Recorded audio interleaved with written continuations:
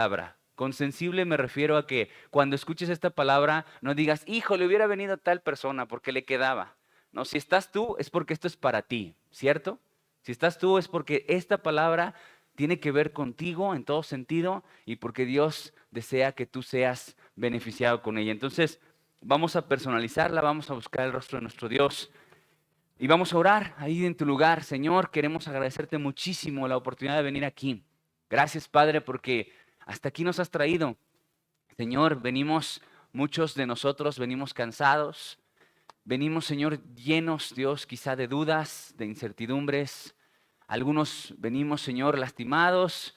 No sé, tú conoces nuestra condición. Y tienes una poderosa medicina para nosotros el día de hoy, Señor. Tu bendita palabra. Que puede entrar a donde ningún psicólogo, ningún doctor, ningún especialista puede entrar. Tú puedes llegar a mi vida, Señor Dios.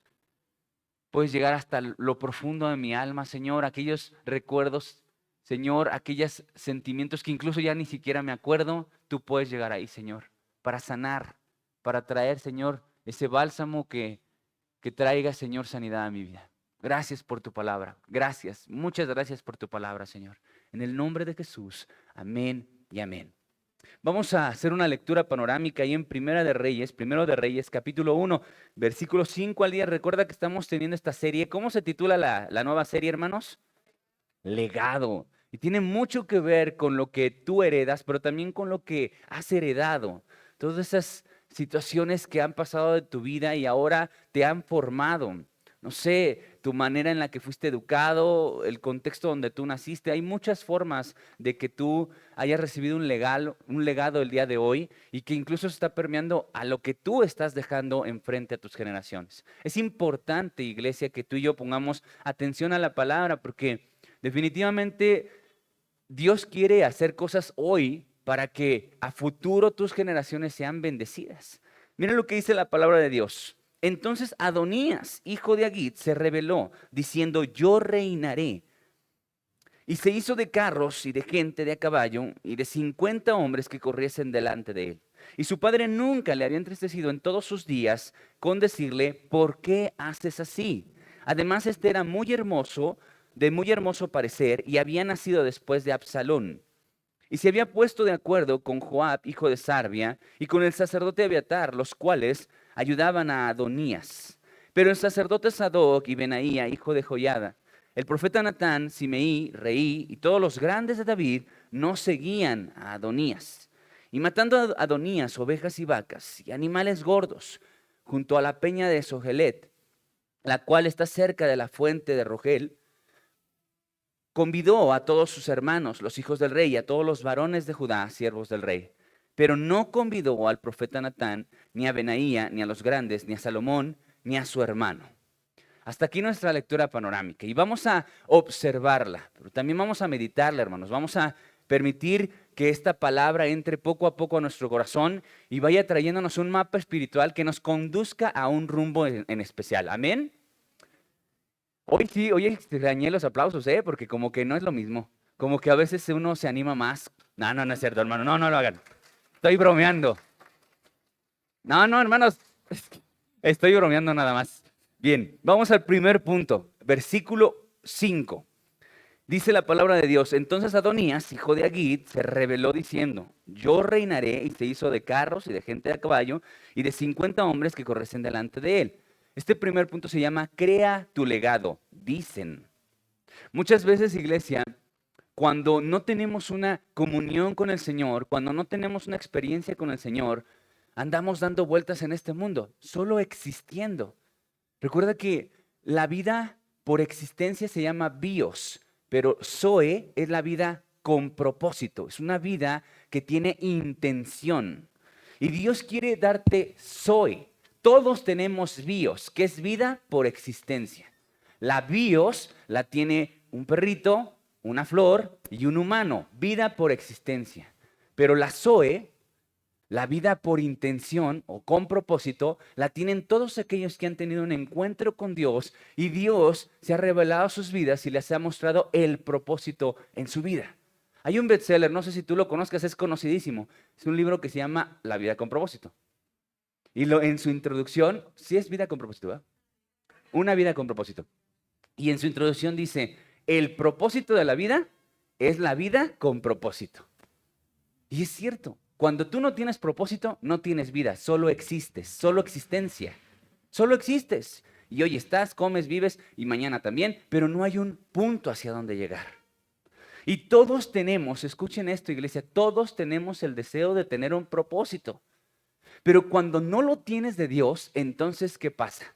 Pues lo fabricas, te lo construyes. Hay tantos libros de construye tu propio futuro, construye tu propio propósito. Hay muchas formas y gente muy hábil logra muchas cosas. Y uno de ellos es este personaje que la Biblia nos brinda el día de hoy llamado Adonías. Y Adonías, iglesia, dice, se rebeló diciendo, yo reinaré. Entonces lo que observamos en primer lugar es que su rebelión consistió en un deseo, iglesia. ¿Cuál fue su deseo? Reinar. En sí el deseo de reinar, es decir, de gobernar, ¿es malo, iglesia? Yo no le veo algo malo. Incluso la Biblia nos dice ahí en 1 Timoteo 3, 1 al 13. Palabra fiel. Si alguno anhela obispado, buena obra desea. Hasta ahí tantito, Gerard. Dice, si alguno anhela, desea obispado. ¿Qué es un obispado, iglesia? Pastorado. Un sacerdocio es un puesto finalmente, un cargo, un liderazgo espiritual. Cuando hablamos de obispado tiene que ver con un liderazgo espiritual. Y dice, quien anhela obispado, quien anhela este puesto, buena obra desea. No hay algo malo en desear el obispado, en desear el pastorado, en desear el liderazgo. No hay nada de malo. El problema es, iglesia, el cómo llegar a ese obispado. Porque el propósito tiene que venir de Dios, no del hombre. Cuando nosotros forzamos algo para lo que no fuimos creados, ahí comienza la rebelión. ¿Recuerda quién es uno de los grandes autores de las rebeliones, iglesia? ¿Alguien se acuerda? Satanás. Fue uno de los precursores de la rebelión. Y Satanás era un ángel hermoso. Ya tenía un propósito de vida, Satanás, que era ¿qué, iglesia? Cuidar de la gloria de Dios. ¿Verdad? Ese era su trabajo. Él tenía un objetivo, pero igual llegó un deseo a su vida, a su corazón, a su existencia. Yo quiero tener un trono como el de Dios. Quiero tenerlo y empezó, como no era su propósito, empezó a fabricarlo, igual que Adonías. Entonces, iglesia, nuestra rebelión siempre va a consistir en ser lo que no somos. La rebelión siempre consiste en desear algo que no somos. Y es muy fácil y es muy sutil, iglesia, llegar a vivir una vida siendo lo que no eres. Y la garantía para que eso no suceda en tu vida y en la mía es que nosotros conozcamos a Dios y nos diga para qué nacimos y cuál es nuestra tarea en esta tierra. Porque quiero decirte, y creo que lo he mencionado en muchas otras ocasiones, iglesia, tu tarea en esta tierra no solo es llenarla, no solo es ocupar un espacio en este lugar, hay un propósito. Iglesia, aún aquí en esta, vamos a reducirnos abismalmente en esta congregación.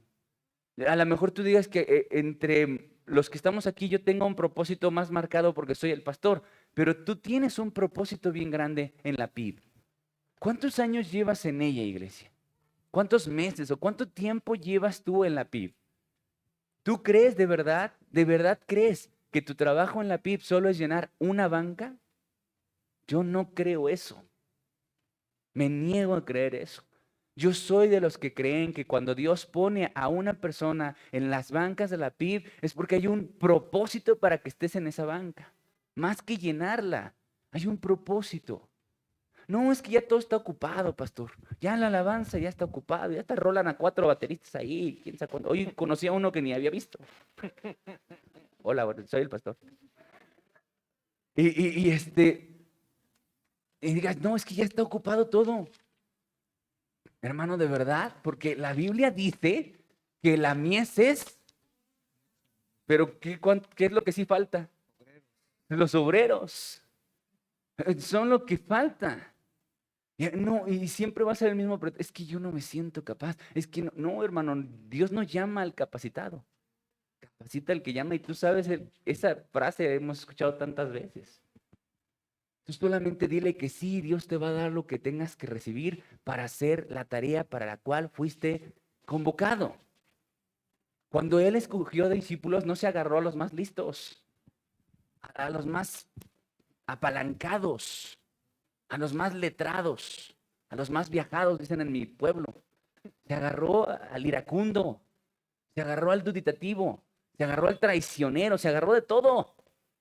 Iglesia, y los hizo sus discípulos, y luego los mandó de dos en dos, y vieron el poder de Dios. Nos falta creer en las verdades de la Biblia, nos falta. Eso es lo que nos ha faltado, hermano, nos falta eso. Cuando no tenemos un propósito, lo construimos y nos alejamos más de Dios. Fíjate ese texto que nos empezó a leer Gerard, dice, pero es necesario que el obispo sea irreprensible, marido de una sola mujer, sobrio, prudente, decoroso, hospedador, apto para enseñar, no dado al vino, no pendenciero, no codicioso de ganancias deshonestas, sino amable, apacible, no avaro, que gobierne bien su casa, que tenga a sus hijos en sujeción con toda honestidad. Pues el que no sabe gobernar su propia casa, ¿cómo cuidará de la iglesia de Dios? Y vienen una serie de características que demandan el ejercicio del obispo. No solamente es anhelarlo, es también nosotros tener esas cualidades. Cualidades que deben ser formadas por quién en la vida del obispo, hermano. Por Dios. Dios las forma. Dios las forma porque te va a poner. Porque va a poner tu vida en un lugar. Entonces es importante que tú sepas que tú también tienes un propósito, un gran propósito en esta tierra. Y ayer lo hablábamos en los 15 años de Lupita. Y le mencionábamos que su propósito en esta tierra es grande y que debe creerlo así. Que hay un propósito para su vida y hay un propósito para nuestra vida. Dios cuando crea a alguien, hermano, primero crea su propósito. Antes de crear si es hombre o mujer, qué forma va a tener, si va a ser gordito, flaquito, morenito, güerito. Antes de darle todas esas cualidades alrededor, primero crea el propósito. ¿Cierto o no, hermanos? Antes. Es más, ni siquiera es eso. Perdónenme, quiero corregir. Antes de todo, primero desea tu existencia. Desea, quiero que exista un Gerardo. Es lo primero que hace el Señor, desear su existencia. Y después le da un propósito, porque no nada más es que exista, luego le da un objetivo. Y al último, lo rodea de las características para que cumpla ese objetivo. O sea, a Gerardo no le dio características que no va a ocupar.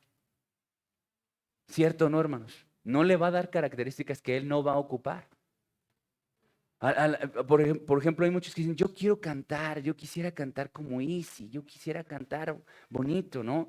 Pero si no lo tienes, hermano, es porque no es el propósito. Y a veces eso nos desvía y nos desmoraliza porque quisiéramos, pero ¿por qué no mejor nos acercamos a Dios y le preguntamos, ¿cuál sí es mi propósito? ¿Qué deseas para mi vida? Y Dios, hermano, Dios desea que tú y yo nos encaminemos hacia Él para conocer nuestro propósito en las manos del Señor. Amén. Adonías deseó algo bueno, pero lo hizo a través de actos incorrectos. Jueces 9, 1 al 5 dice. Abimelech, hijo de Jerobbaal, fue a Siquem, a los hermanos de su madre, y habló con ellos y con toda la familia de la casa del padre de su madre, diciendo: Yo os ruego que digáis en oídos de todos los de Siquem, ¿qué os parece mejor? ¿Que os gobiernen 70 hombres, todos los hijos de Jerobbaal, o que os gobierne un solo hombre? Acordaos que yo soy hueso vuestro y carne vuestra. Y hablaron por él los hermanos de su madre en oídos de todos los de Siquem todas estas palabras. Y el corazón de ellos se inclinó a favor de Abimelech, porque decían: nuestro hermano es. Y le dieron 70 siclos de plata del templo de Baal Berit, con los cuales Abimelech alquiló hombres ociosos y vagabundos que le siguieron. Y viniendo a la casa de su padre en Ofra, mató a sus hermanos los hijos de Jerobbaal, 70 varones, sobre una misma piedra. Pero quedó Jotam, el hijo menor de Jerobbaal, que se escondió. Muchas gracias, Jared. Y en esta lectura observamos a otro hombre que también buscó el gobierno, que también buscó gobernar a su nación en el tiempo de los jueces. Él creyó que tenía ese derecho porque era hijo, aunque ilegítimo, no era era de una concubina de Gedeón. Y él se creyó con el derecho de sucederle para ser juez. Pero no tomaba en cuenta que en ese tiempo los jueces no eran elegidos como la monarquía de Israel, que eran, pues los hijos eran los siguientes reyes. En los jueces no era así, la elección era diferente, era muy divina, era totalmente teocéntrica la decisión del Señor. Un día agarraba de una familia de Efraín, otro de otra familia, y levantaba jueces indiscriminadamente. En el caso de la monarquía no, porque tenían que ser del linaje de David y el sucesor tenía que ser el hijo. Entonces, él se creyó con ese derecho y dijo, voy a construir, voy a llegar a gobernar. Y lo hizo, iglesia, con actos crueles. Mató a 69 hermanos suyos en una sola piedra. ¿Tú te puedes imaginar esa escena tan sangrienta? ¿Tú te puedes imaginar 69 o asesinatos en un solo lugar para llegar al trono, para llegar al gobierno? Y es que eso pasó con Adoniram. Adoniram o Adonías, hermanos, ya me perdí. Adonías.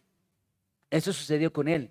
Como no tenía ese destino, lo construyó. Dice que se hizo de 50 hombres que corriesen delante de él. Se hizo, él hizo. Y esa palabra es clave, hermanos, hacer. Porque tenemos que ubicarnos muy bien que no es lo mismo ser que hacer. Ser tiene que ver con lo que Dios forma en tu vida. Y hacer, hermanos, es un ejercicio. Y muchos de nosotros nos preocupamos más por hacer que por ser. Y Dios nos ha mandado a hacer más que hacer. No sé si te estoy revolviendo. Dios dice, sé santo, sé. A Él le interesa más lo que eres que lo que haces. ¿Escuchaste eso? Porque cuando eres, el resultado va a verse reflejado de lo que haces. Pero no puedes decirlo que cuando haces, eres. No sé si te estoy revolviendo, pero estoy tratando de explicar algo importante. Voy a ponértelo así. No porque toquen en la alabanza estos chavos, son santos. Son conectados. El que hagan no significa que son. Pero sí, esa fórmula sí es que cuando sí eres una persona conectada, se va a reflejar en lo que haces. Se va a reflejar y no se puede camuflajear, no se puede maquillar, eso se va a ver. Por eso la insistencia de los líderes en los devocionales, porque cuando hay una realidad atrás de su ministerio, en intimidad, en conexión, se va a reflejar en la ejecución de su instrumento y de la adoración. Entonces, hermanos, sí tenemos que tener bien entendido qué significa ser y qué significa hacer. Si tú te enfocas más en hacer, no vas a concluir en un ser. Pero si tú te enfocas más en ser un verdadero creyente, en ser un verdadero hijo de Dios, lo demás se va a ver reflejado en todos tus actos. Amén. Lo que creo que pasó con Adonías es eso. Él quiso hacer antes de ser. Y para ser, hermano, pues tiene que ser simplemente el acto de Dios sobre mi vida. Mira lo que dice Hechos 19, 14 y 16, al 16. Había 7 hijos de un tal Eseba, judío, jefe de los sacerdotes, que hacía esto. Pero respondiendo el espíritu malo, dijo, a Jesús conozco y sé quién es Pablo, pero vosotros, ¿quiénes sois? Y el hombre en quien estaba el espíritu malo, saltando sobre ellos y dominándolos, pudo más que ellos, de tal manera que huyeron de aquella casa desnudos y heridos. Muchas gracias. Esta cita me gusta mucho, la utilizo mucho porque es una gráfica bien clara, te deja un dibujo bien claro de lo que es una persona que tiene una buena intención. Pero de bien intencionados están llenos los panteones, dicen por ahí. Y la buena intención nunca cuenta mucho. Fíjate, ellos querían exorcizar, eran exorcistas ambulantes, a eso se dedicaban. ¿Y es malo querer sacarle demonios a la gente? Pues no. Ellos hacían algo bueno, pero no eran exorcistas. No tenían ese llamado. Por eso es muy delicado, hermanos, cuando nosotros hacemos algo para lo que Dios no nos llamó. ¿Por qué? Porque no tenemos su respaldo. Y puedes estar haciendo algo bueno, y no tener su respaldo. Pues yo voy a predicar. Pues claro, es algo bueno. Pero ¿tienes el respaldo de Dios? ¿Tienes el respaldo de Dios para hacerlo? Es importante saber si cuentas con el respaldo del Señor. Es todo en el ministerio, hermano. Yo te lo puedo decir Y siempre he tratado de comunicarlo de esa manera, hermanos. Yo estudié un seminario, pero te firmo, hermano, de verdad, sabe Dios, que nunca ha sido la razón por la que yo soy pastor.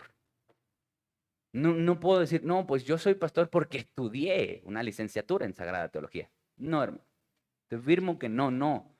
Los años que pasé en el seminario no me dieron el llamado. El llamado vino del Señor. Y tú sabes que eres pastor cuando te respalda. Y es maravilloso experimentar el respaldo de Dios, hermano. Y hay gente que tiene más teología, muchos más tiempo de estudio y no está llamado. Que el llamado viene de parte del Señor.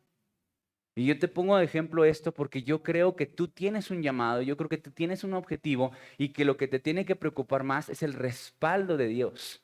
Y yo quiero preguntarte, ¿estos hijos del tal Ezeba tenían el respaldo de Dios? Estaban haciendo algo bueno, pero no tenían el respaldo de Dios. Y es peligroso hacer algo bueno sin el respaldo de Dios. Peligroso, hermano. Por ejemplo, si ahorita yo te dijera, vámonos ahorita a la colonia más peligrosa del Estado de México. No sé cuál sea, si alguien me da el dato estaría bien. ¿Perdón? Naucalpan, Ecatepec. Bueno, allá hay para echar para arriba, ¿no? Hay un top de las más peligrosas. Netzahualcóyotl. Bueno, vámonos a las más peligrosas. Vámonos ahorita a evangelizar en el nombre de Jesús y vamos a llevar folletos y vamos a predicar. Es un gran objetivo.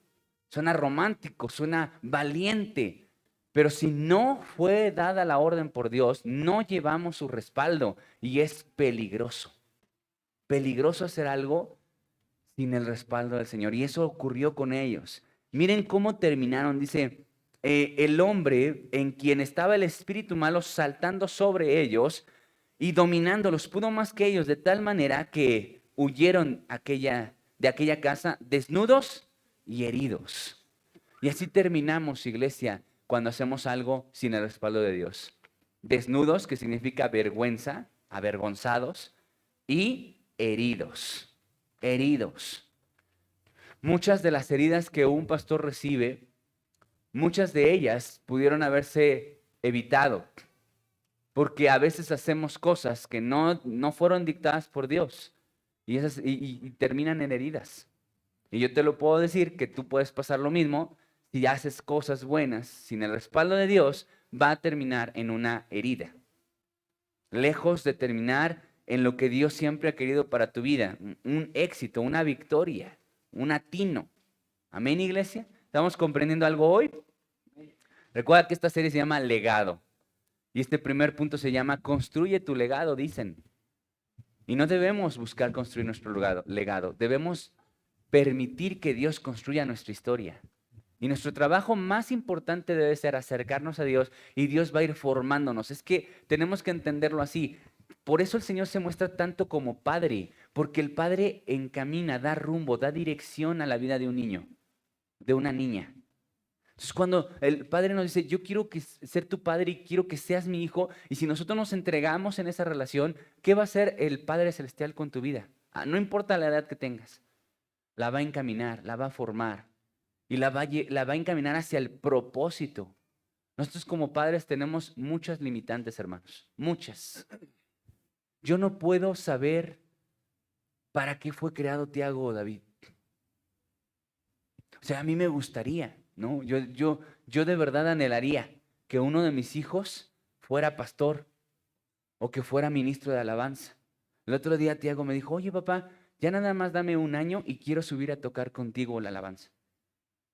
Y a mí, híjole, yo en mi corazón explotó. Dije, sí, imagínate, mi hijo. Pero ¿sabes qué? Le dije y aproveché en ese momento. Hijo, si tú quieres subir a la alabanza, que sea porque Dios te esté impulsando, no porque yo te esté impulsando. Yo no quiero ser el que te esté empujando al púlpito. Sí, hijo, el púlpito, porque te lo voy a heredar. No, hermanos. No. Tiene que ser Dios. Porque de verdad los catorrazos están bien fuertes siendo pastor llamado por Dios. Imagínate, no siéndolo, sino imponiéndolo. No, en lugar de hacerle un beneficio, le voy a hacer un mal. Tiene que ser por Dios. Y yo creo que eso tiene que pasar en la vida de cada uno de ustedes, hermano, cada uno de nosotros. Que sea Dios encaminándonos. Yo no sé qué va a ser Tiago, yo no sé qué va a ser David, me encantarían cosas grandes, pero yo no puedo planear más grande que Dios para las vidas de mis hijos. Lo mismo ocurre con nosotros. Si tú te abandonas en los brazos de tu Padre, Él te va a encaminar para lo que Él sí sabe que te hizo. Y lo va a hacer poco a poco, poco a poco. Te va a encaminar, te va a llevar, te va a dirigir hasta que cumplas el propósito por el cual fuiste creado. ¿Te acuerdas lo que Dios le dijo a Abraham, hermanos? No descansaré hasta hacer de ti lo que dije que haría. Fue el texto con el que yo entré al seminario. No descansaré hasta hacer de ti lo que yo dije que haría. No, pues qué promesa tan hermosa, ¿no te parece? Qué promesa tan hermosa. Dios va a hacer de mí lo que Él dijo que haría de mí. Lo mismo ocurrió con María. Ayer lo estudiamos en los 15 de Lupita. Dios le da el plan a través del ángel, ¿verdad? Le dice, mira que van a ser un ser santo y va a ser grande y su trono no tendrá fin. Y le da todo un propósito impresionante y eterno. Y María solo dijo, haz conmigo, haz con esta sierva lo que tú quieras. La fórmula perfecta, hermanos. Dios te presenta el plan y tú solo dices, aquí estoy, ya. Voy a hacer eso. ¿Y se cumplió el plan en María, hermanos? Sí. Sí. ¿Fue beneficiada? Uy, mucho. Casi nada, ¿verdad? Por la eternidad será la mujer que Dios usó para traer a Jesucristo a esta tierra. Por la eternidad. Pero, ¿cuál fue la intervención de María? Solo decir, soy una sierva, haz conmigo lo que quieras. Y eso es hermoso, hermanos. Y creo que a ese punto deberíamos llegar todos, al punto que María llegó con esa expresión tan hermosa. Vamos a avanzar. Mira lo que dice 2 de Samuel, capítulo 15, versículos 1 al 6. Aconteció después de esto que Absalón se hizo de carros y caballos y 50 hombres que corriesen delante de él. Y se levantaba Absalón de mañana y se ponía a un lado del camino junto a la puerta. Y a cualquiera que tenía pleito y venía al rey a juicio, Absalón le llamaba y le decía, ¿de qué ciudad eres? Y él respondía, tu siervo es de una de las tribus de Israel. Entonces Absalón le decía, mira, tus palabras son buenas y justas, mas no tienes quien te oiga de parte del rey. Y decía Absalón, ¿quién me pusiera por juez en la tierra, para que viniesen a mí todos los que tienen pleito o negocio, que yo les haría justicia? Hasta ahí, Gerard. Fíjate esa expresión. ¿Quién me pusiera por juez? Otro anhelando un puesto. Otro queriendo estar ahí. No es malo. Incluso ese espíritu absalónico, esa actitud absalónica de querer ganarte a la gente, de querer que la gente te favorezca, como si la gente pudiera poner personas. Yo siempre lo he comunicado de antes, ¿no? Yo no creo en la democracia en la iglesia. No creo. Porque ¿qué es democracia, hermanos? Vamos a descifrar esa palabra democracia. Demos, pueblo. Kratos, poder. Democracia, poder al pueblo. Y hoy, sobre todo en México, eso de la democracia y de que el pueblo y esto está a full. Pero en la Biblia, ¿Dios le dio poder al pueblo, iglesia? No. ¿De elegir a sus líderes? No. Yo no creo en la democracia en la iglesia. A ver, ¿quién vota que hagamos ese congreso? No, yo no creo. Por eso Dios pone a un líder y a él le dicta qué se debe de hacer. Eso es lo que la Biblia dice. Yo no veo en la Biblia un solo ejemplo de que el pueblo decidiera sobre el mismo pueblo, pues. Permitían que Dios fuera el que estuviera enfrente y en todo caso pusiera una figura de liderazgo enfrente. Y aquí, iglesia, lo que vemos en Absalón es que él buscaba el apoyo de la gente. Y estamos diciendo que si tú no tienes el apoyo de Dios, no tienes nada. Pero Absalón dijo, no, pero si yo tengo el apoyo de la gente, lo tengo todo. Iglesia, te digo algo, no es así. Algo que también tienes que sumarle a esta parte de tu legado es que no importa que toda la gente esté contigo. No importa que ganes a toda la gente de tu lado. Si no tienes a Dios de tu lado, tú estás solo contra un propósito que no es tuyo. Yo podría ganármelos. Yo podría hacer todas esas cositas que sé que a algunos les gustan y a otros no. Y yo podría volverme así para ganármelos. Pero ¿sabes qué, iglesia? ¿A quién perdería? A Dios. A Dios. Y hay una sola voz que tienes que escuchar. Y una sola persona a quien tienes que agradar. Y una sola persona a quien tienes que asegurarte que lo que estás haciendo está haciendo que Él sonría. Y es al Señor al que sirves. Porque es bien fácil perderse, hermano. Es bien fácil extraviarse. Incluso tu decisión de acercarte al Señor puede ser modificada por tu familia. Y porque quieras caerle bien. Incluso muchos vienen a la congregación porque la familia viene. Y algo que tienes que hacer es hacerlo por Dios, para Dios, motivado por Él, que Él sea el que impulse lo que estás haciendo y el paso que estás dando. Y no sea para agradarle a la gente. Él quería ganarse al pueblo, pero perdió a Dios. Nunca estuvo de acuerdo con Absalón. Dios siempre va a estar de acuerdo, siempre va a estar del lado de el que Él ponga. No podría ser la persona más perfecta, no podría ser a lo mejor la persona más sabia. Estudiamos por años, primero y segundo Samuel. ¿David era idóneo en ese momento, iglesia, para el liderazgo? ¿Era la persona intachable, inmaculada en ese momento de la rebelión de Absalón? No, pero ¿de quién estuvo? ¿De qué lado estuvo el Señor, iglesia? De David. ¿Por qué? ¿Por qué lo puso? Y Dios siempre va a estar del lado del que ponga. Y eso tiene que ser un beneficio para ti y para mí. Si Dios te está llamando y si Dios te puso en donde te puso, Dios te va a respaldar. No importa que alrededor no quieran o no importa que todos quieran, con que Dios no quiera, tú no tienes respaldo. Es un énfasis que sí es importante mencionar. Oseas 8:4 dice lo siguiente. Ellos establecieron reyes, pero no escogidos por mí. Constituyeron príncipes, mas yo no lo supe. De su plata y de su oro hicieron ídolos para sí, para ser ellos mismos destruidos. Oseas es un profeta menor, pero tiene una de las enseñanzas más profundas. Si quien no ha leído, se ha encontrado mucho con el amor del Señor. O sea, es un libro muy hermoso. Y entre eso vienen, pues como todos los profetas, hermanos, no quiero decir quejas, de Dios, cuando Dios les dice, oye, ustedes han sido infieles y el Señor les muestra todas aquellas equivocaciones del pueblo, reproches, gracias. Todos los reproches del Señor. Y vemos aquí diciendo, ustedes establecieron reyes, ustedes pusieron personas de liderazgo, pero yo no los escogí. Y algo que tenemos que permitir al Señor en nuestras vidas es elegir. Las elecciones a veces no se nos dan, hermanos. Tenemos que dejar que Dios elija. Permítete, si tú eres joven, permite que Dios elija pareja para ti. Permítelo, es una de las más importantes. Ahí no debes de jugar, no debes de echar volados. No debes dejarte llevar por tus emociones, hijo, que son engañosas. No debes dejar de llevarte por tus gustos. ¿Te acuerdas de Sansón? Él tuvo 3 mujeres, lo hemos hablado varias veces.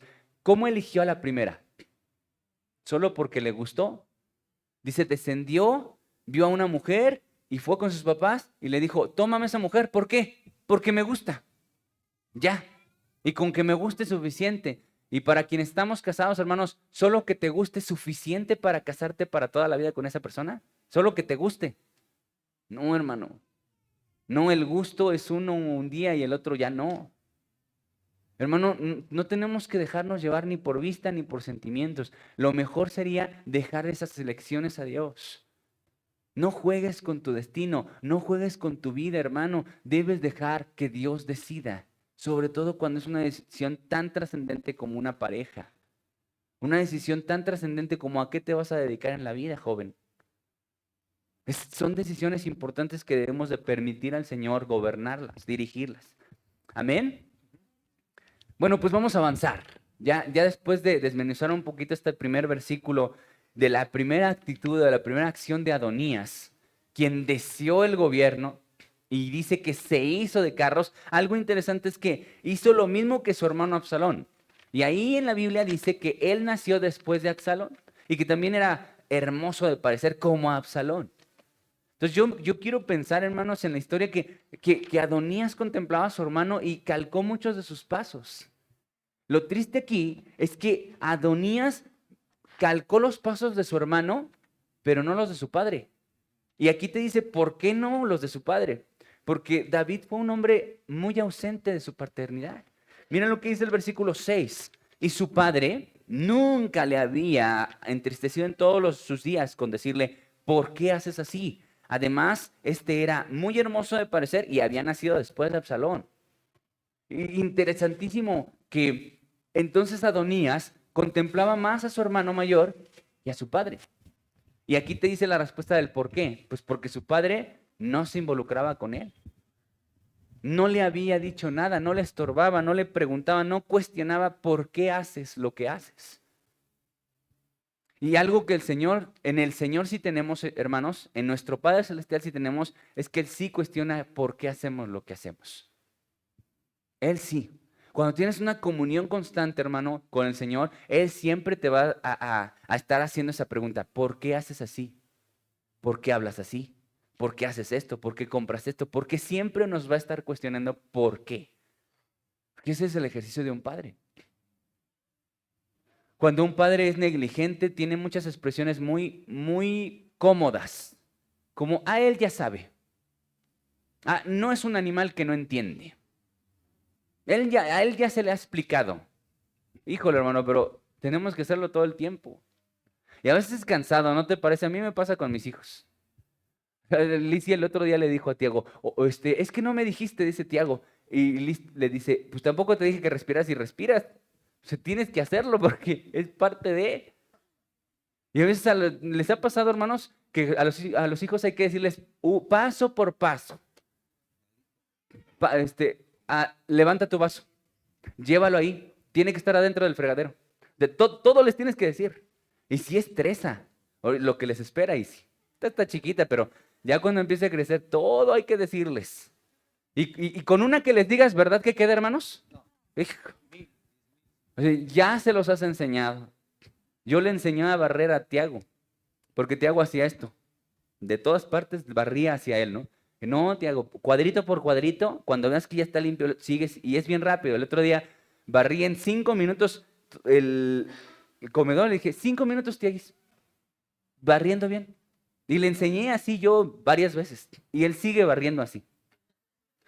Otra vez, se tiene que hacer, porque un padre presente está ahí, ahí, ahí. ¿Cierto o no, hermanos? Entonces, eso es lo que hace Dios con nuestras vidas. Si estamos en constante comunión, lo que necesitemos, las veces que necesitemos, nos lo va a decir. Y evidentemente David no era un padre presente. Él nunca estorbó a sus hijos con la pregunta con la que Dios sí nos va a estorbar siempre. ¿Por qué haces así?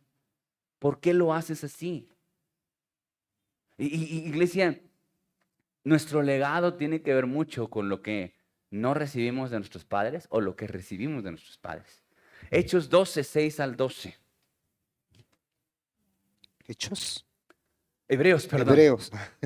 Porque el Señor al que ama, disciplina y azota a todo el que recibe por hijo. Si soportáis la disciplina, Dios os trata como a hijos, porque ¿qué hijo es aquel a quien el Padre no disciplina? Pero si se os deja sin disciplina, de la cual todos han sido participantes, entonces sois bastardos y no hijos. Por otra parte, tuvimos a nuestros padres terrenales que nos disciplinaban y los venerábamos. ¿Por qué no obedeceremos mucho mejor al Padre de los Espíritus y viviremos? Y aquellos ciertamente por pocos días nos disciplinaban como a ellos les parecía, pero para lo que nos es provechoso, para que participemos de su santidad.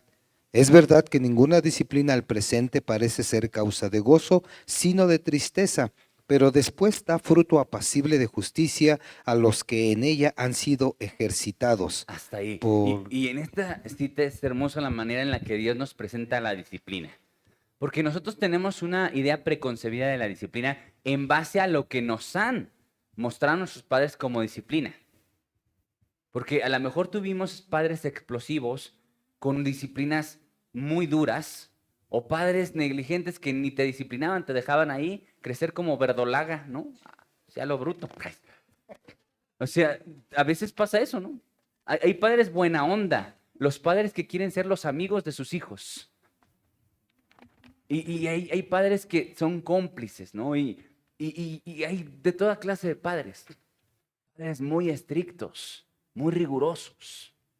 Hay padres de muchas formas, iglesia, y por eso tenemos ideas preconcebidas sobre la disciplina. Y eso nos ha dificultado porque nos cuesta entonces entender la disciplina de Dios. Y con este texto entendemos que la disciplina de Dios, hermanos, es una muestra de su amor. Que el Padre disciplina al que ama y que su disciplina tiene como objetivo, iglesia, criarnos. Entonces muchas veces lo que nos ha faltado es la disciplina del Señor y por eso somos personas que hemos crecido con manías, que hemos crecido de una manera equivocada porque no hemos tenido un padre que nos diga así no se hace. Entonces sí, pues sí, yo crecí con un padre que ni estuvo. Pues ahí estaba y proveía, pero nunca me dijo qué hacer. Nunca me habló sobre cómo tratar a una mujer, nunca me habló sobre nada, no se metía en nada de mi vida. Y yo les puedo decir, a manera de testimonio, hermanos, yo no tengo un solo recuerdo de mi papá ayudándome en una tarea. Uno, así que de por accidente pasara, ¿y qué haces? Sumas, mira, aquí va así. Nunca, nunca, nunca fue a ninguna actividad de la escuela. Nunca, nunca, jamás. Y yo empecé a tener la inquietud de esto del cantar y me metía a cursos gratis porque pues no me pagaban un curso. Y le decía, yo voy a cantar en tal lugar. Nunca fueron. Fueron padres ausentes en todo sentido de mis emociones, de mi vida académica, de mi vida espiritual mucho más. Totalmente ausentes. Ausentes en todo sentido. Y obviamente cuando yo tengo un encuentro con el Padre Celestial, pues mi idea preconcebida era, es un Padre que me va a exigir, me va a pedir cosas, sí, que tenga yo que hacer, pero es así, hazlo tú. Y no entendía que tenía un Padre que me pedía hacer algo y que iba a estar conmigo para que yo lo pudiera hacer. Y en una relación con el Señor, iglesia, me di cuenta de lo que ahora tengo en mi Padre Celestial. Un Padre que me acompaña, que me provee, que me da identidad, que está conmigo. Y ahora que estuve en esta situación tan complicada, Él estuvo conmigo, hermanos. Mi Padre Celestial no me dejó. Y en mi idea preconcebida es, tú a ver cómo le haces.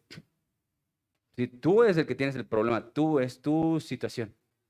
Pero ahora con mi Padre Celestial es, no, yo estoy aquí contigo. No solo te lo estoy permitiendo, también voy a estar contigo. Y eso es hermoso, contar con un padre. Y cuando me toca disciplina, pues me toca disciplina. Pero ahora entiendo que no es la disciplina que yo recibí. Yo alguna vez se los conté, hermanos. Mi papá fue un hombre muy agresivo, muy, muy agresivo. Yo le tenía, no respeto, miedo, miedo. Mi hermano, híjole, mi hermano sí se metía en problemas y le daban duro. Yo tenía mucho miedo, entonces no me metía en tantos líos. Pero en una ocasión, creo que ya se los conté, empecé a jugar con los listones esos que se ponen para los fusibles. Según yo, estaba haciendo robots con esos listones. Entonces hice un montón, bien bonitos, me quedaron padrísimos, pero para mi mala suerte se fue la luz ese día. Y mi papá empezó a buscar los listones y que encuentra mi gran obra de arte. No, hombre, me fue en feria, hermanos. Al otro día era el desfile, allá en mi pueblo se hacían los desfiles de, no me acuerdo cuál era, que vas en pants y que haces pirámides y esas cosas. Y ese día me tocaba short. Mi papá me dejó las piernas abiertas, hermanos. Abiertas, no moradas, abiertas, ya con sangre. Mi mamá, su esposa, me tuvo que maquillar para que no se viera tanto. Por unos mugrosos listones. Así era mi papá, agresivo, pero como no tienen idea. Yo tenía la idea preconcebida de, un padre es alguien que no se mete en tu vida espiritual, que no se mete en nada de tu vida académica, que no se mete en nada, que te exige y que así lleva la disciplina. Esa era mi idea. Pero cuando conocí al Padre, hermanos, entendí que no es así el Padre.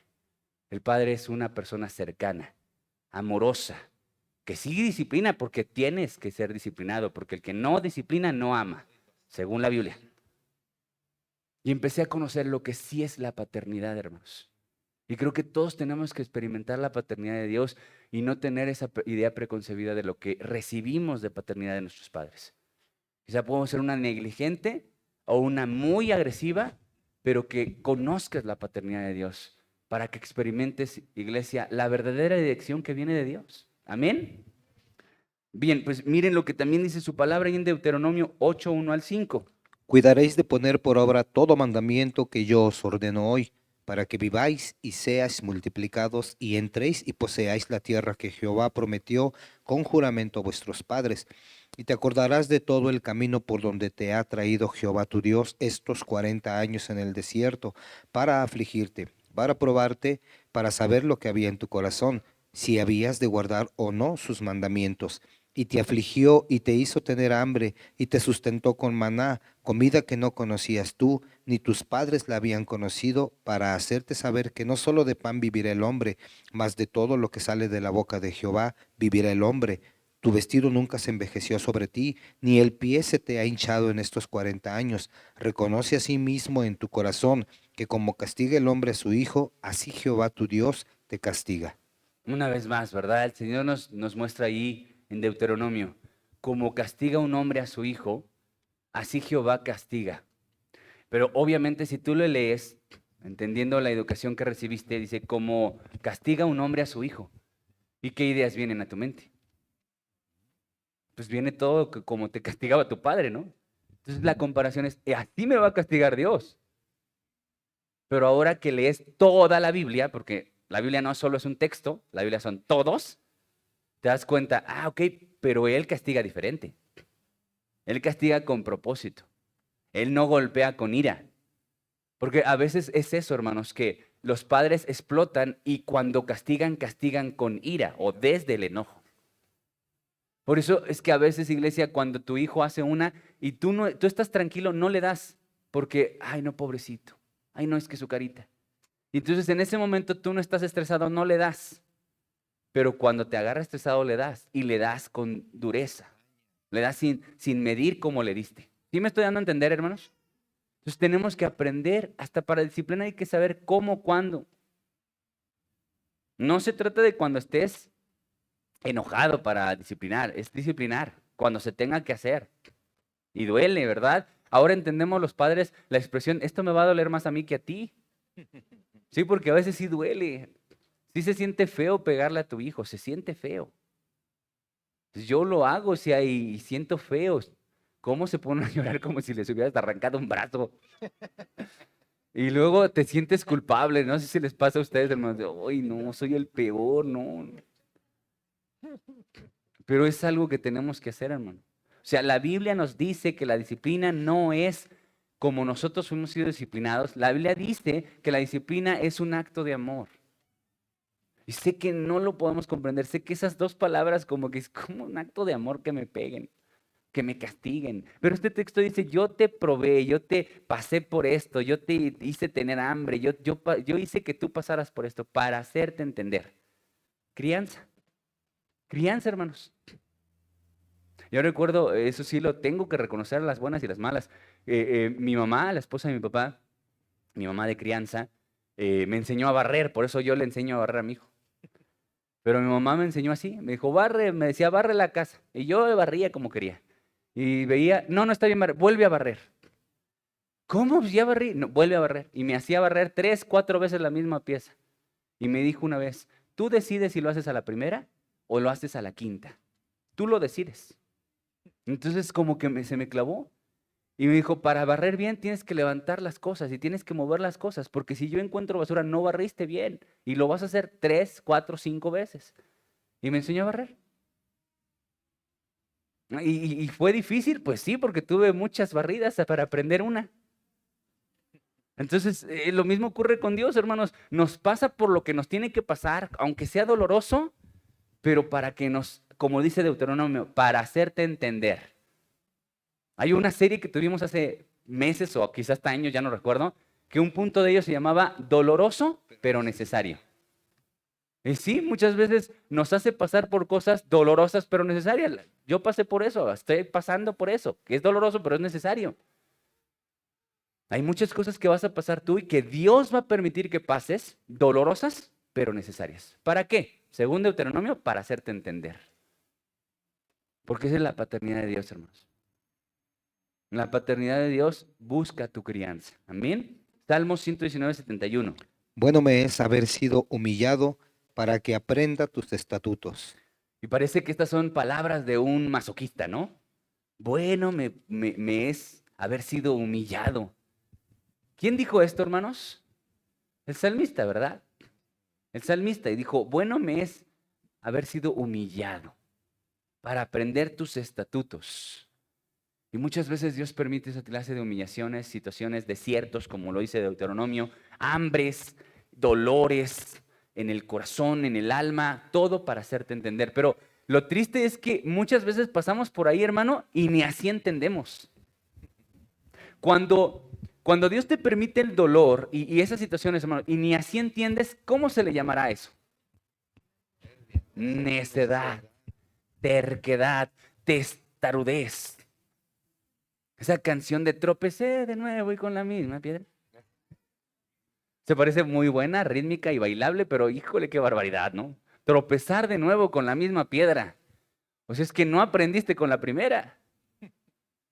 Y creo que Dios muchas veces nos permite tropezar con el objetivo de que ya no tropieces con las 20 que te vas a enfrentar adelante.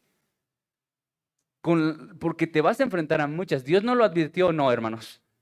Cuando pases por las, ¿es plural o singular? O sea que no vas a pasar por un agua, vas a pasar por varias aguas. Yo se los dije también. Yo no puedo decir, pasé mi gran prueba, hermanos. Ya, yo no vuelvo a pasar por una situación como la que pasé hace unos meses. Ya, ya las demás, me imagino que van a ser más chicas, porque la más grande ya la pasé. ¿Puedo decir eso, hermanos? No, por supuesto que no. ¿Pasé una agua más? Sí, pero vienen otras. Vienen otras.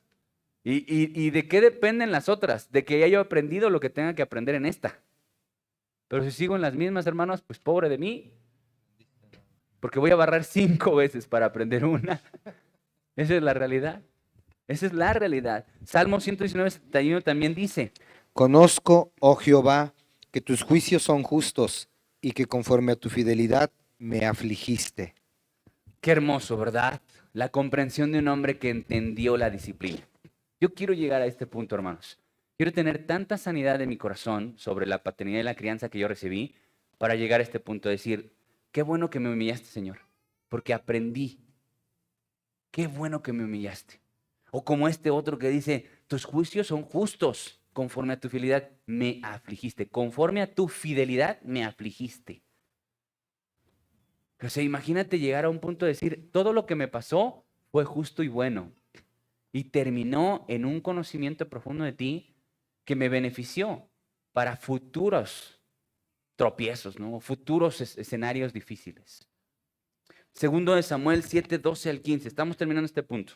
Y cuando tus días sean cumplidos y duermas con tus padres, yo levantaré después de ti a uno de tu linaje, el cual procederá de tus entrañas, y afirmaré su reino. Él edificará casa a mi nombre, y yo afirmaré para siempre el trono de su reino. Yo le seré a él padre, y él me será a mí hijo. Pero pausa, Gerard. Qué hermosa promesa le dan a Samuel, a Salomón. Yo le seré padre y él me será hijo. Se lo dice, esta promesa se la dice Dios a David en su lecho de muerte. Ya estaba muriendo, pero tenía un Salomón en la puerta entrante de ser rey, el siguiente rey. Pero le da una gran y hermosa promesa, no vas a estar solo, yo voy a ser padre y él va a ser mi hijo. Si se hubiera quedado hasta aquí, hubiéramos dicho, yo hubiera querido eso. O sea, qué padre que Dios me diga, yo quiero ser tu padre, tú vas a ser mi hijo. Pero luego dice esto, hermanos. Y si él hiciere mal, yo le castigaré con vara de hombres y con azotes de hijos de hombres, pero mi misericordia no se apartará de él como la aparté de Saúl, al cual quité de delante de ti. Wow. Oh, qué hermoso, ¿no? Le promete ser padre, pero también dice, pero si haces mal, voy a castigarte. Pero mi misericordia va a seguir ahí. Y para quienes conocen la misericordia de Dios, hermanos, ¿qué tan grande es la misericordia de Dios? No tiene fin. No tiene fin. No tiene fin. Entonces sí te dice, voy a castigarte cuando hagas mal, pero mi misericordia iba a estar. Ay, híjole Dios. Conociendo cómo eres de misericordioso y conociendo la expresión de tu misericordia a través de la Biblia, ya la tengo de ganada. Pues sí, obviamente voy a ser castigado, pero tu misericordia me lo prometes, sí. Ah, bueno, ya la hice. Ya la hice porque dice tu palabra que eres grande en misericordia. Grande, grande en misericordia. Vamos al punto número 3, hermanos. Versículos 7 y 8. Voy a rápido. Este punto se llama, ¿de qué lado estás de la historia? Y se había puesto de acuerdo con Joab, hijo de Sarvia, y con el sacerdote Abiatar, los cuales ayudaban a Adonías. Pero el sacerdote Sadoc, Benaía, hijo de Joiada, el profeta Natán, Simeí, Reí, y todos los que, iglesia, los grandes de David, no seguían a Adonías. Y en este punto te muestra dos bandos, iglesia. Uno es el que apoyaba esta rebelión de Adonías y el otro es el que no fue partícipe. Incluso los menciona como los grandes de David, iglesia. Por eso este punto se llama, ¿de qué lado estás de la historia? ¿Tú a quién apoyas? Porque claro, cuando nosotros apoyamos algo, muestra mucho de quiénes somos. Sí, cuando tú apoyas algo o a alguien, muestra quién eres, hermano. Si tú apoyas a, si tú apoyas al América o apoyas al Chivas o a las Chivas. A lo mejor tú digas deportivamente no dice mucho, pero ¿y qué tal en los partidos? ¿Y qué tal en las cosas santas? Eso sí dice mucho de ti. Mucho de ti. Entonces, ¿de qué lado estás de la historia? ¿De qué lado, hermanos? No, yo estoy, pero sí, ciegamente con el verde. Híjole, hermano, mejor yo te animo a que estés ciegamente con el Señor. Ese es el mejor lado de la historia. Abandonarte en los brazos de un Dios que sí cumple. De un Dios que sí está presente en nuestras vidas. Apocalipsis 12:4 dice. Y su cola arrastraba la tercera parte de las estrellas del cielo y las arrojó sobre la tierra, y el dragón se paró frente a la mujer que estaba para dar a luz a fin de devorar a su hijo tan pronto como naciese. Este es uno de los textos que revela lo que ocurrió en esa parte de la rebelión de Satanás. Dice que Satanás con su cola se llevó a la tercera parte de las estrellas del cielo. Estudié un poquito de este texto y sí es un referente, iglesia, de lo que ocurrió en esa gran rebelión y cómo Satanás se lleva a esa parte de los ángeles. Y a muchos nos cuesta mucho trabajo entender cómo es que ángeles que veían la gloria de Dios, que convivían con ella, que fueron creados como seres celestiales divinos, pueden haber sido engañados por un solo ángel para irse con él. Y lograrse esa gran cisma ahí en el cielo, esa gran separación tan triste. Porque para, no sé, como ventaja nuestra, si lo quieres llamar así, nosotros no hemos visto lo que los ángeles vieron. Y estos ángeles vieron tanto y aún así se rebelaron contra el Señor y se pusieron del lado del diablo. A mí me parece sorprendente. ¿De qué lado estás de la historia? Bueno, estos ángeles decidieron estar del lado de Satanás. Pero recuerda que los lados no se han separado, hermanos. Recuerda que un día el Señor se va a posar sobre un monte y el monte se va a dividir y a la izquierda estarán unos y a la derecha otros. Entonces eso se va a seguir dando. ¿De qué lado estás de la historia? Porque unos serán ovejas y las otras cabritas, según lo que dice la Biblia. ¿Cierto o no, iglesia? Porque Dios sí hace separación. Sí, o sea, Dios no es el romántico que hemos dibujado. Dios sí va a poner los unos de un lado y los otros de otro. ¿De qué lado vamos a estar en la historia? Y es importante que hoy lo decidamos, porque eso marcará nuestra eternidad. Segundo de Samuel 15:30 al 31 dice. Y David subió la cuesta de los olivos y la subió llorando, llevando la cabeza cubierta y los pies descalzos. También todo el pueblo que tenía consigo cubrió cada uno su cabeza, e iban llorando mientras subían. Y dieron aviso a David diciendo: Ahitofel está entre los que conspiraron con Absalón. Entonces dijo David: Entorpece ahora, oh Jehová, el consejo de Ahitofel. Ahitofel, que también estuvimos con un estudio ahí de este personaje. Y Ahitofel era el consejero de David. Pero a las siguientes páginas ahora es el consejero de Absalón, rebelde de David, hijo de David. Y Ahitofel jugaba ese doble juego, ¿verdad? De cuando le convino estuvo con David como consejero y ahora es el consejero de Absalón. Y él tomó una decisión sobre su destino. ¿Sí recuerdas cómo terminó Ahitofel, hermano? Lo estudiamos, o sea, verso a verso lo estudiamos.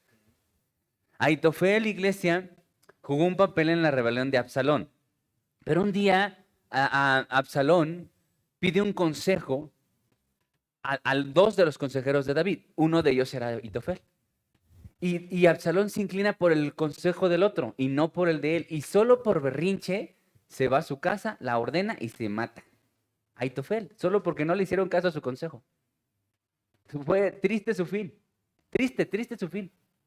De una Ahitofel, iglesia, que decidió del lado de qué lado iba a estar de la historia. Y murió estando del lado equivocado. ¿De qué lado, hermanos? Del lado de Absalón el rebelde. ¿Logró su cometido Absalón? No lo logró. Y también fue un fin muy, muy triste. Números 16, 1 al 6. Coré, hijo de Isar, hijo de Coat, hijo de Leví, y Datán y Abiram, hijos de Eliab, y On, hijo de Pelet, de los hijos de Rubén, tomaron gente, y se levantaron contra Moisés con 250 varones de los hijos de Israel, príncipes de la congregación, de los del consejo, varones de renombre. Y se juntaron contra Moisés y Aarón. Hasta ahí, Gerard. Me voy rápido, hermanos. ¿A qué gente juntó Coré, hermanos? Que es una de las rebeliones más conocidas de la Biblia. La rebelión de Coré. Que tú ya sabes el fin de la rebelión. Dice, varones de renombre, de los del consejo, príncipes. Híjole, no agarró a cualquiera.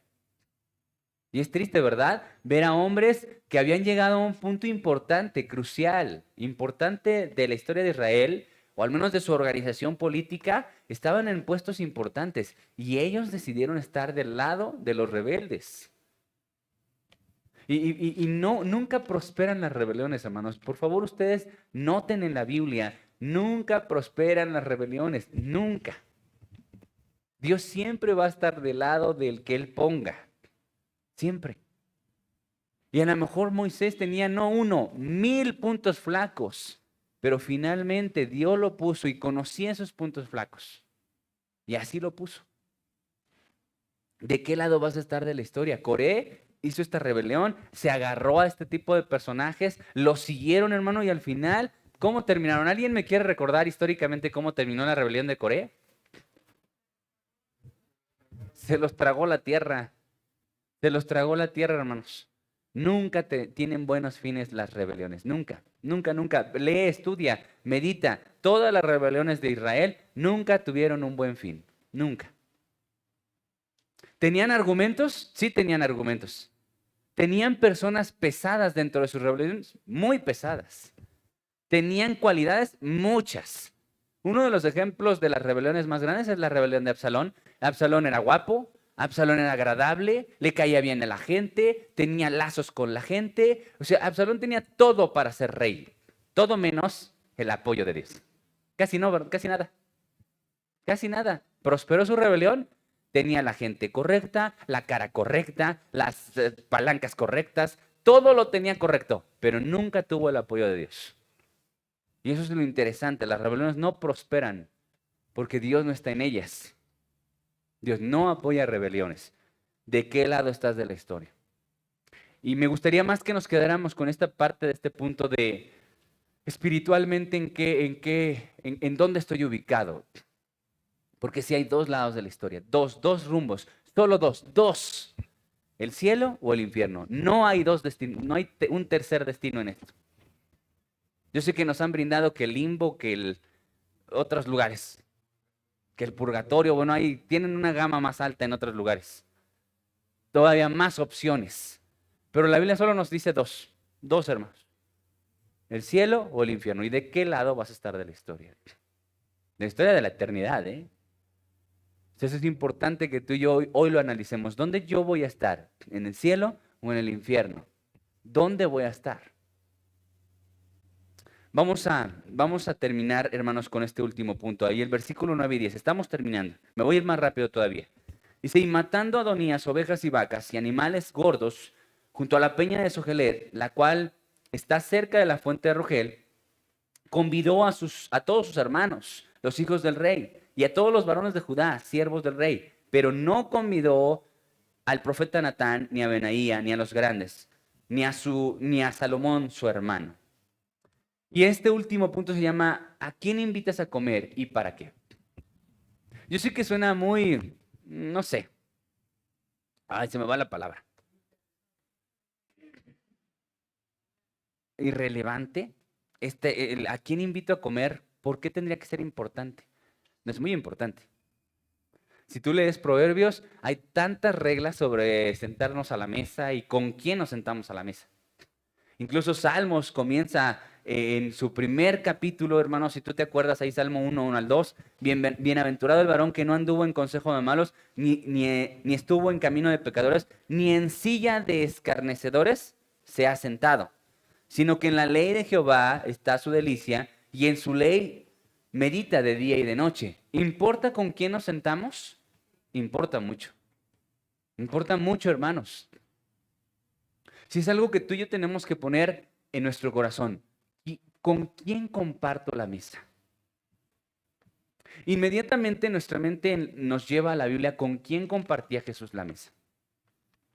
Y dices, ay, bueno, entonces no hay problema porque Jesús compartía la mesa hasta con prostitutas y con gente mala y comía con ellos y estaba con ellos.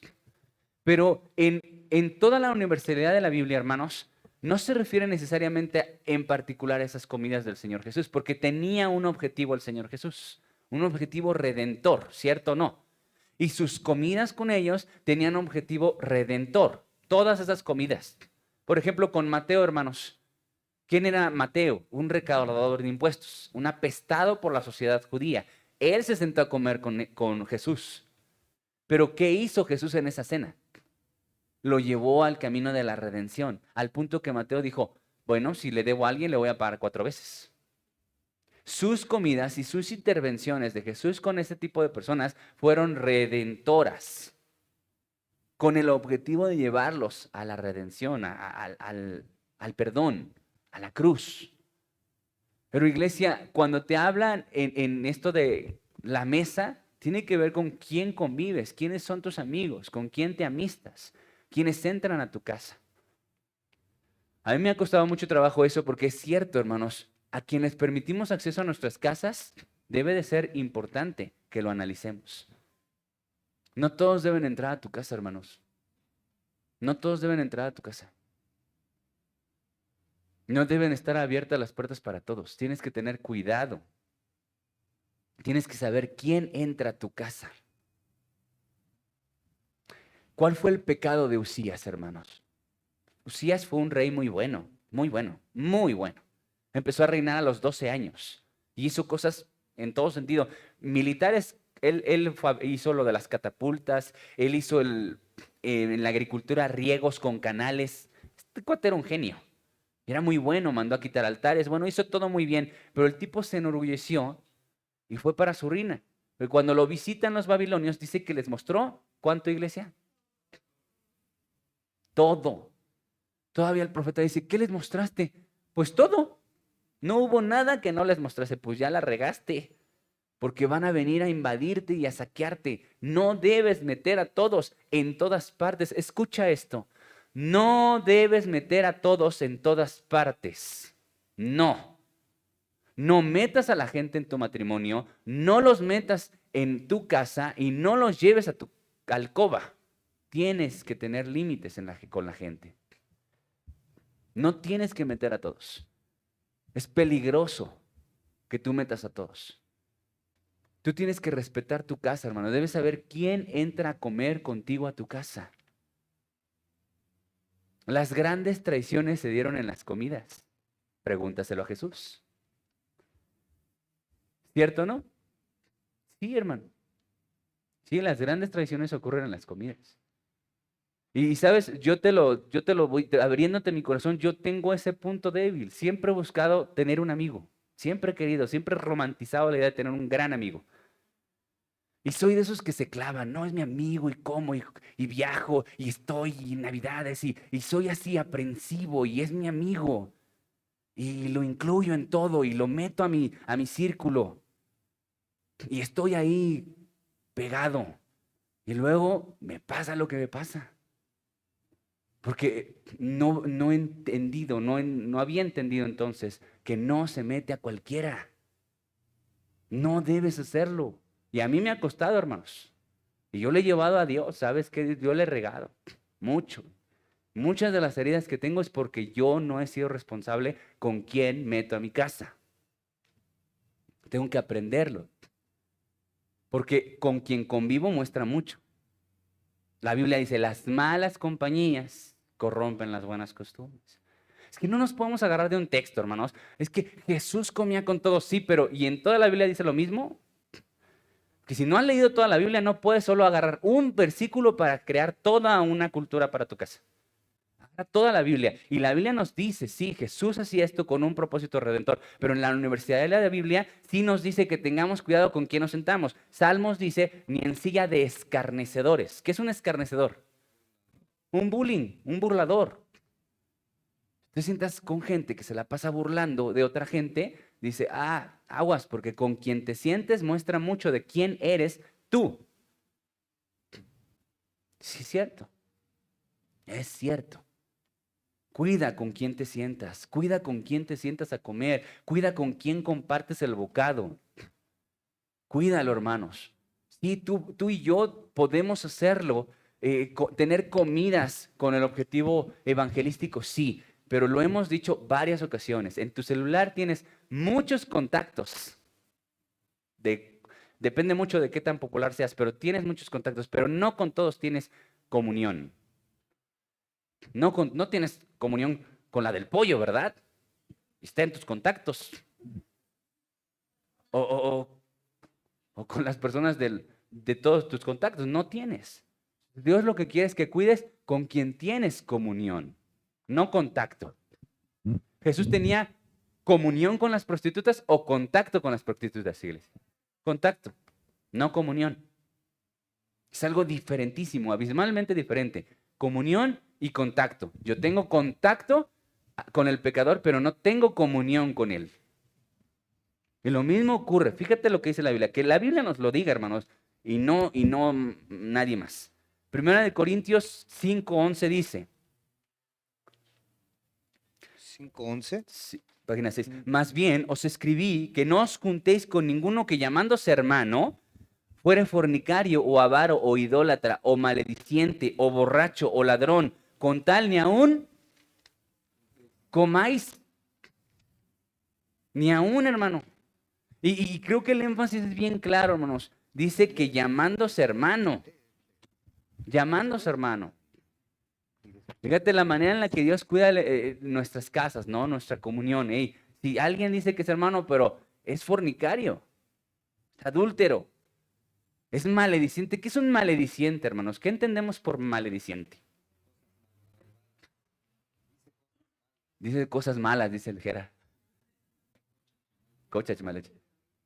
Maldice. ¿Grosería ser alguien malediciente, hermanos? Es que eso pasa. Nos sentamos y consentimos gente que habla como arriero. Lo consentimos. Consentimos a la persona que se sienta en nuestras mesas y enfrente de nuestros hijos dice mentadas o dice cosas horribles y nosotros, yo no participo porque soy cristiano, pero sí le permito que lo diga en mi casa, estás mal. Necesitamos cuidar, necesitamos tener mucho cuidado sobre eso. Los maledicientes, fornicarios, bueno, ahí te dice una lista, hermanos. Dice, con los tales ni comáis. Y vuelve a hacer el énfasis con quién compartes tu mesa. A mí cuando voy a una fiesta sí me gusta elegir mesas y sí me gusta estar ahí en compañía, ¿no? A veces cuando te toca, te rolan, te ha pasado en fiestas que te asignan mesa, luego es complicado porque ni los conoces. Entonces no es lo mismo. Entonces sí tenemos que tener cuidado, hermanos, con quién compartimos nuestra mesa, con quién. Salmos 1:1 al 2 dice, ya lo leímos, perdón. Proverbios 18:24 de las últimas páginas, Gerard. El hombre que tiene amigos ha de mostrarse amigo, y amigo hay más unido que un hermano. Primera de Corintios 15:33. No erréis, las malas conversaciones corrompen las buenas costumbres. Claro.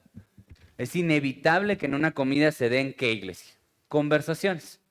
Por lo regular, y a mí me parece muy gracioso que cuando estás comiendo hablamos de comidas. Siempre. Siempre, ¿no? Pero en una sobremesa, iglesia, se dan muchas clases de pláticas, siempre. Y esas malas conversaciones, iglesia, son las que nos forman, las que nos forman.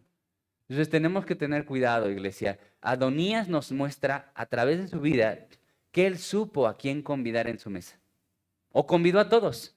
No, si el texto que leímos claramente dice que no convidó a todos, convidó a la gente que le convenía para el plan que tenía. ¿Sí? No convidó a su hermano porque no le abonaba en ese momento. No convidó a otros porque sabían que no lo iban a apoyar. Entonces, efectivamente, este texto nos dice que de quien te rodeas en la mesa habla mucho de lo que quieres y de quién eres tú. Y observa tu mesa, hermano.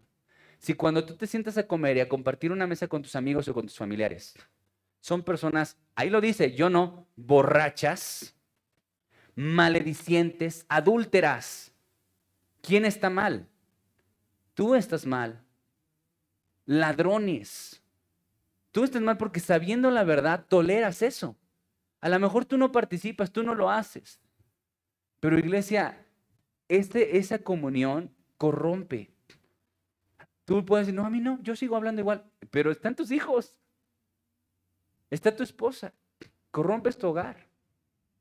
Hay algo que tú y yo tenemos que cuidar muchísimo, hermano. Es nuestra casa. Es quién entra a nuestra casa. Tener mucho cuidado de quién entra a nuestra casa.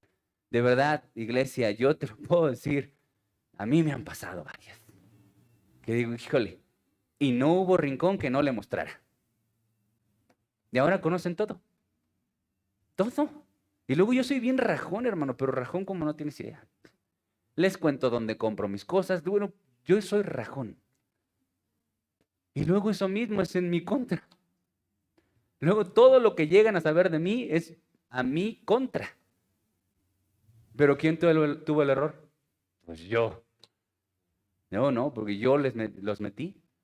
Y muchas veces le he dicho a Lizzy, ¿sabes por qué él sigue donde yo estoy? ¿Sabes por qué él o esa persona anda donde yo estoy? Yo lo metí. Ahora yo me amuelo. Que yo lo metí. Si yo no lo hubiera involucrado, no estaría y estaría feliz.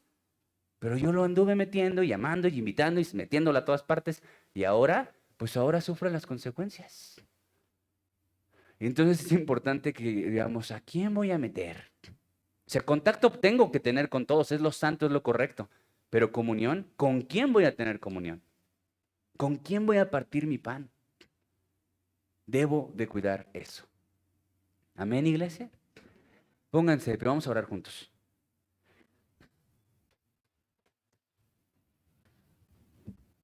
Hoy sí me alargué, hermanos. La siguiente semana no voy a predicar. Bien, vamos a orar. Señor, quiero agradecerte mucho este tiempo y sobre todo agradecerte tu palabra, Señor. Gracias porque en cada texto aprendemos tanto de ti, Señor. Aprendemos, Señor, esas verdades que forman nuestra vida, que nos advierten de futuros peligros, Señor, que aclaran mucho nuestra vista, Señor, de cosas que a lo mejor no veía o no las veía de la misma manera. Padre, gracias por tu palabra que ilumina mi camino, Señor. Gracias, Señor, por tu consejo y ayúdame a contemplar tu palabra, Señor, y a mirar en el ejemplo de Adonías. Adonías, Señor Dios, tenía seguramente un propósito y un destino bien grande, pero él decidió abrazar un destino y un propósito que no era suyo. Él decidió un propósito, Señor Dios, que tú no le habías dictado. Y él se hizo ese propósito, pero no tenía tu apoyo, no contaba con tu apoyo. Y lo más peligroso que le puede pasar a un hombre o a una mujer es hacer algo bueno sin el respaldo de Dios. Ayúdanos, Señor Dios, que cada uno de estos consejos que nos acabas de dar tomen sentido en nuestro corazón, Señor Dios. En el nombre de Jesús te lo pedimos, Dios. Amén y amén.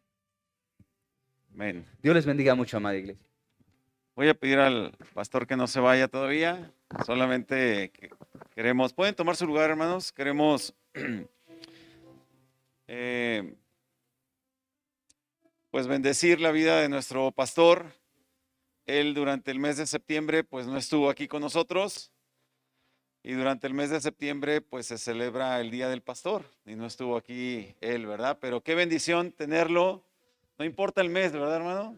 Lo tenemos aquí, gracias a Dios por la vida de nuestro pastor. Y dice así la Escritura en la carta a los Hebreos 13, el verso 7, acordaos de vuestros pastores que os hablaron la palabra de Dios. Considerad cuál haya sido el resultado de su conducta e imitad su fe. Y estamos muy agradecidos a nuestro Dios porque Dios nos ha provisto de un pastor, de un guía espiritual, que Él ha estado aquí, hermanos, con un propósito, por un llamado, respaldado por Dios.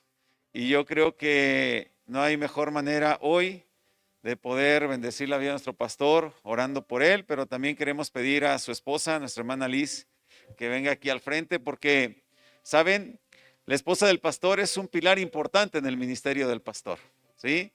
Es ahí muchas veces el contrapeso de cómo se ven ciertas situaciones, no solo en la vida espiritual de la iglesia, sino de cada familia, y estamos muy agradecidos a Dios por el matrimonio pastoral que está aquí con nosotros, y queremos a nombre de la iglesia agradecerles por el tiempo que Dios les ha llamado a este lugar, por pastorear nuestras vidas, por enseñarnos, por nutrirnos, y estamos tan agradecidos a nuestro Dios por ello. Y a nombre de la iglesia, pues queremos otorgar algún presente. Me lo pasan, por favor, y voy a pedir a mi esposa que también pase, por favor.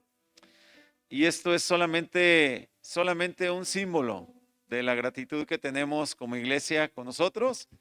Pásale también, amor. Pásale aquí al frente. Sube. Y bueno, a nombre de la iglesia, esto es a nombre de la iglesia, para ti, pastor, y para su esposa. ¿Sí?